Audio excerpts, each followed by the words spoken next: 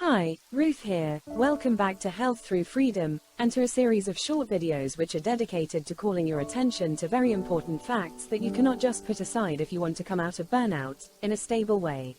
I have chosen to post these short videos in a totally different way, to stimulate your brain. When our brain is tired, it recharges by resting, as well as by being stimulated in different ways. One of the techniques I love using, for example, is the effect of surprise. Even if we do not entirely appreciate the surprise, it will bring a new stimulus to our brain and it will trigger our brain in a positive way. And if that surprise is linked to creativity, the better. That is why I like using unexpected techniques on my videos, like bringing the message across by cartoons, or editing a video with a voice that is not my own, as in the case of today's video. Let's say that the result I want to bring across is what matters to me as a doctor, and I will go to any length to be able to help you in this journey out of your burnout.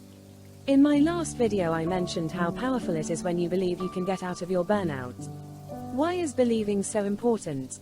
Well, by believing, you place your focus on the result you want to achieve and not on the limitations that you are presently feeling. You start your journey out of burnout, not by looking first at the big black hole you find yourself in at the moment, wondering about how on earth you're going to come out of it. You will much easily and effectively come out of your burnout by first focusing on your goal. Your goal of breaking free from the horrible limitations that you are now experiencing, your goal in reaching a healthy state where you can function as before, your goal of reaching the place where you will recognize yourself again. After you set your focus on what you want to achieve, now the project will be to find the right path to get to that result. And the right path will have to always be according to your reality, according to your own individual needs.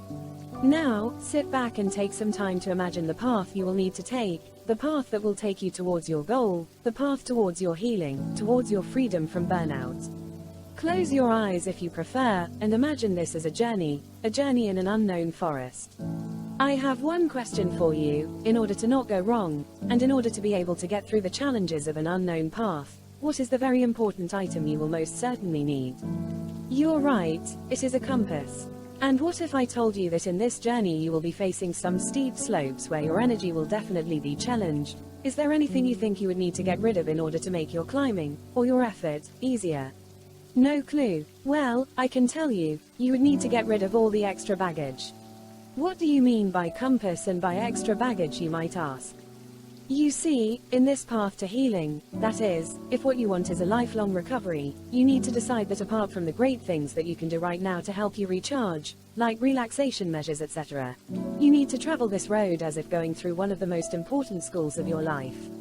A school where you learn about yourself, a school where you learn how to best respect yourself. You need to cross this path with your compass in your hand, and you need to get rid of all the extra baggage. So, what is this compass and what is the extra baggage? Well, the compass is your decision to listen to your body, continuously. And the extra baggage is the extra demand that you place, or that others place, on your life. Right now you need to, number 1, continuously listen to your body. While you are recovering, it is crucial that you listen to what your body is trying to tell you. Your body will tell you when you should slow down, and when you can go faster. If you listen, you will, at every step, be able to recognize where your energy levels lie, and you will as such, be able to understand if you should or should not engage in a specific activity. In this way, you will not reach peaks of total depletion. Instead, you will go forward in a stable way, getting more and more energy every day. Number 2, you need to take all demand out of your life as much as possible. It is crucial that you slow down the pace and that instead of demanding more of yourself, you start giving to yourself. Right now you need to make room for yourself, you need to recover in a steady and calm way, you need to focus on your recovery and not on what happens at work, or around you in general if you have to slow down or be away for some time.